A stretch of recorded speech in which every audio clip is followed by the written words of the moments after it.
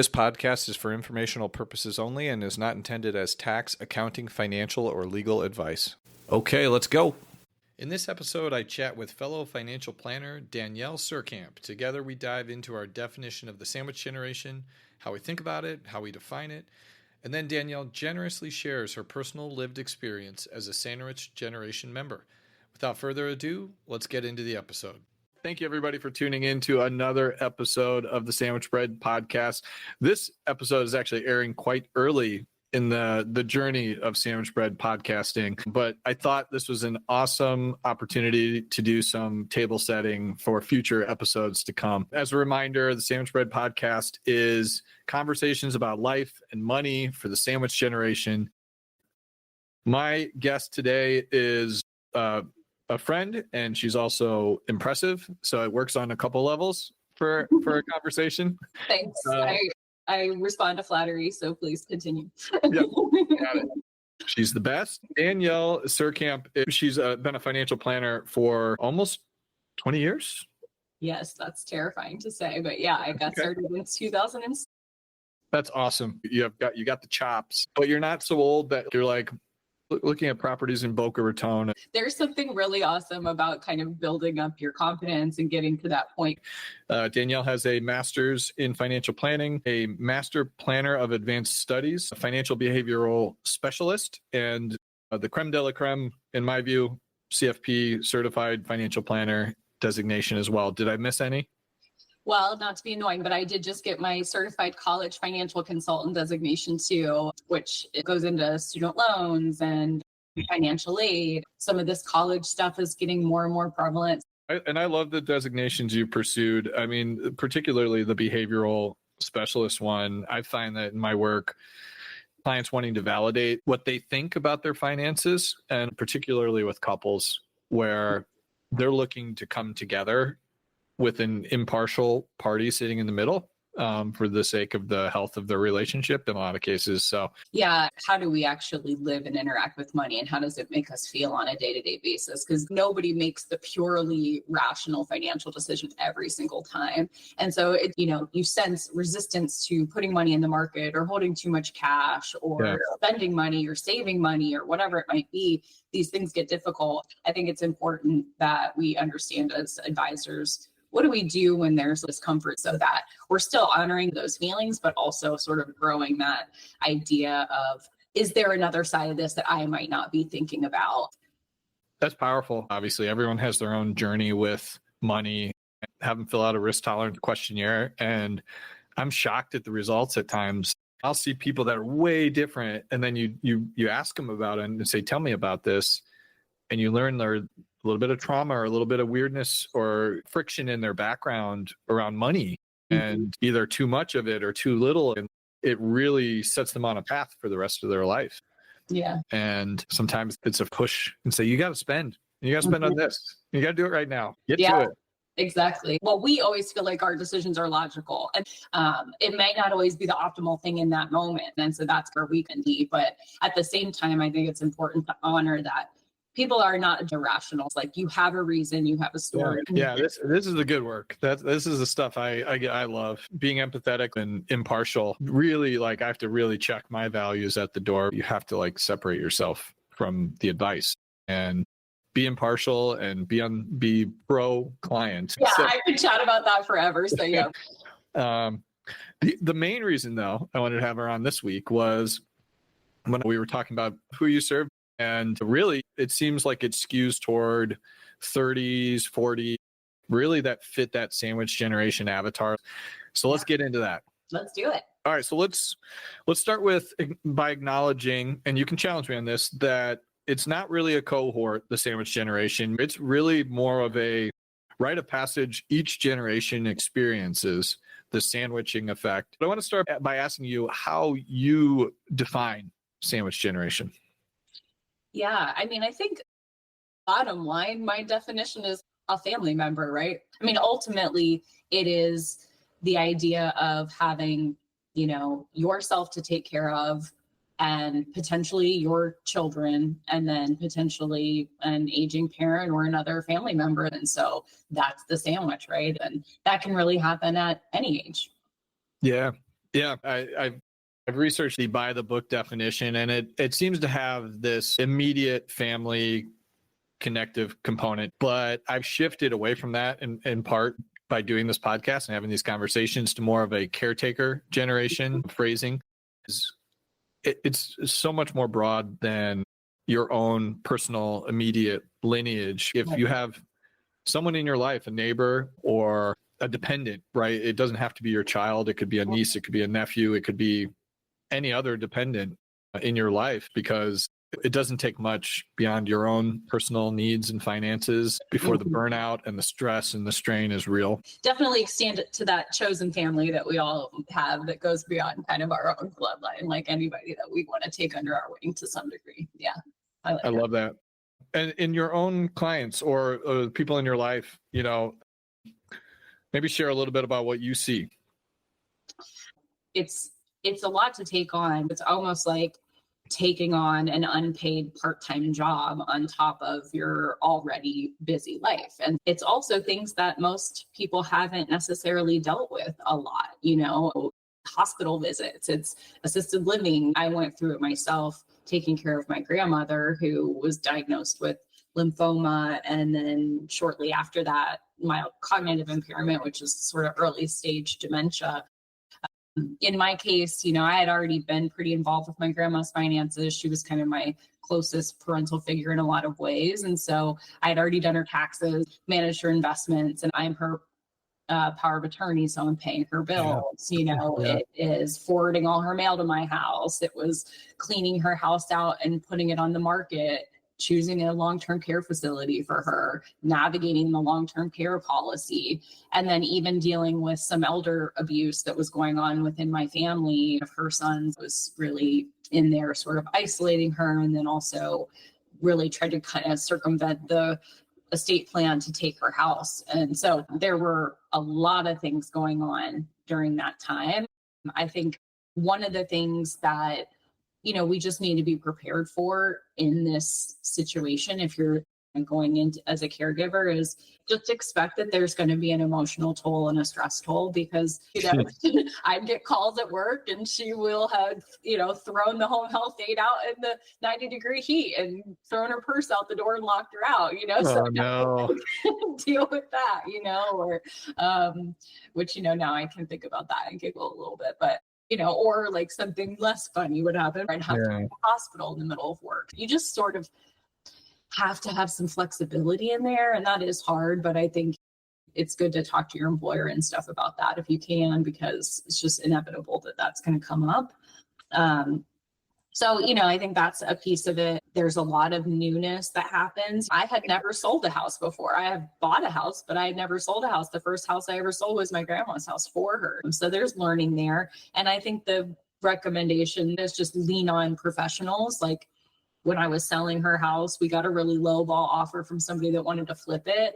Instead, I had my realtor come in and do like a little once over on the house and say, well, what do you think? And she's like, nah, spend a couple $1,000 painting it and then we'll put it on the market and you can get this price for it. You embrace the people around, the home health care people, the realtor, the estate planning attorney, all of things, really bring in your team to some extent and have people you can lean on for that stuff that you don't know.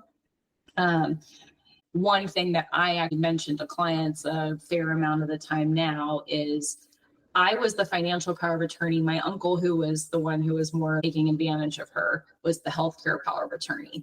I am very grateful she had both of us in the mix there. A lot of times people will assign the same power of attorney to do both.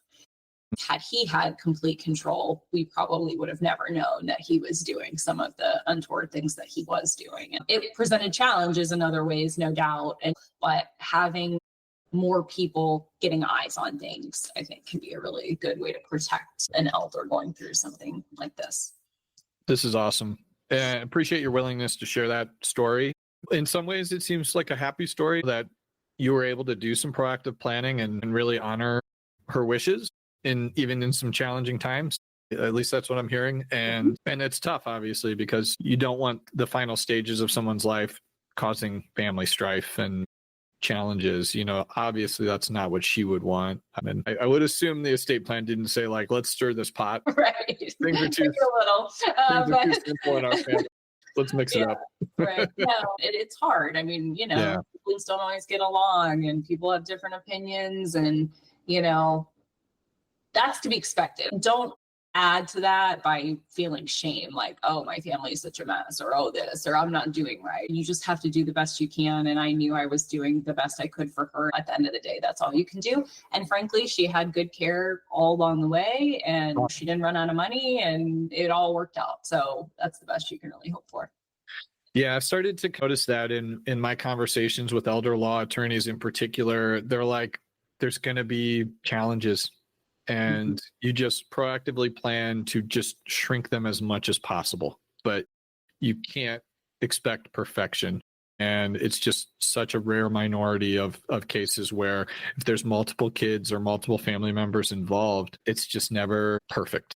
And you have to be okay with that. You do a lot of things to mitigate those challenges, but you just have to be okay with that friction. And then if you want something, put it in writing. That way people don't have to argue about it and it's not 10 opinions. Document. Yeah, absolutely. And especially on the estate planning side, there are mechanisms you can put in place to bring in impartial third parties to the mix if you really think there's going to be some serious family challenges. Establish a type of corporate or independent trustee to reduce the friction to the extent possible. There's obviously cost and complexity that comes with that too. So that's not legal advice, by the way, but I really appreciate you sharing that. And I've got a whole list of really powerful takeaways that you shared as well. You really hit on all the key tenets of the elder specialist curriculum I went through: long-term care, in-home care, burnout, pre-planning with estate planning, legacy document building, family meetings, selling assets, end-of-life care. I appreciate your willingness to share that story. It's challenging, but it seems like it's benefiting your client base and your friends and family as well. So for sure. Cool. And it kind of like puts a point on the, challenge of what people go through. Right. And like, I came from a little, financial planning background. So some of this was not completely foreign to me, but I've become an expert through experience. And that's what a lot of people go through. Just don't expect yourself to know everything as you're going in. That's just not fair to put on yourself. Yeah. One thing I want to put a highlight on is your comment about trusting and leaning on professionals. That was actually a big takeaway from my experience going through this training. Was there's qualified professionals to help with everything. Don't own it yourself. I'm spending a lot of my time curating an A+ team that I can bring in and say, yes, there's costs for these different things, but here's the benefits of engaging with them, be it an attorney, an accountant, a healthcare professional, somebody who can help with nutrition and diet. I'm not helpful in that regard. There's an inverse correlation between the busyness of work and nutrition in my life, but yeah, it's bringing in great professionals, and that's not an easy task necessarily. And so that was my goal as a financial planner, was to really curate a list of all stars that I can trust and have client-friendly business models where I think at least they're roughly aligned with the fiduciary concept, roughly. So that'll be maybe one of the takeaways I'll put together from this episode. Would be things to consider and maybe a first step to take to try to find a professional that can help and specialize in a specific area. And I will just add, if you're looking for all new people, I think a financial planner is a great person to go to as sort of the quarterback of the relationship to give you those names. But if you're also dealing with a situation where your parents already have a financial planner, they already have an estate planning attorney or whatever that they work with, meet them, get to know them. You don't have to be best friends with them. You don't have to hire them, but go to a meeting with them. A lot of advisors have trusted contacts on file so that if they have a concern, something's going on with a parent, they can call you.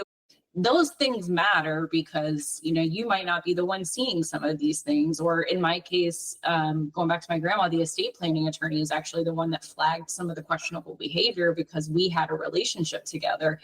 Even if you're not finding new people, just make yourself known to the people that are already in the mix. Uncomfortable having these conversations and guiding this journey for somebody who might be resistant to it. So meeting them where they are with their professionals is a great idea because they've already put in the time and energy to build trust with those people. So why disrupt that? Danielle, this has been incredible having you share your story. And then from that, we've really transitioned the dialogue to good takeaways and things that you can do. But this has been really cool because we've taken a minute to define sandwich generation, how we view it, and that sets the table for future podcast episodes. Dug into Danielle's story, which I think is really cool and powerful, and have some good takeaways. But Danielle, is there anything else you wanted to add while I've got your valuable time? No, I mean, obviously we talked a lot more about the parent side, but we also want to acknowledge the kid side can be just as stressful, if not more. So, this isn't to say that end of the sandwich is any less stressful, but I think it's just great that we're identifying this, and it's important that you guys know that we see you, we see the stress, we see the opportunity, we see that people are just trying to take good care of the people around them. And that's what this podcast is all about, is helping you do that in the best way that you can. That's awesome. I love it. Well, thank you so much for spending time with us today. And behavioral episode is next, Danielle. Teaser, come back. You're in the workflow. You're in the system.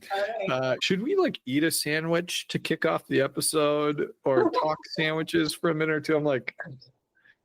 I can't draw a clear enough connection from A to B. How do I get to eat all the sandwiches that I want to eat? And then we'll pivot to aging parents. I'm still working on that connective component. There's a teaser for the next episode, but thank you so much, Danielle. This has been really great. I've loved having you on, and hopefully we can get you back again. And thanks for being so open again with your story. I know that's not always easy, but it's certainly helpful for the audience. So appreciate it. Happy to be here, Tom. Thank you.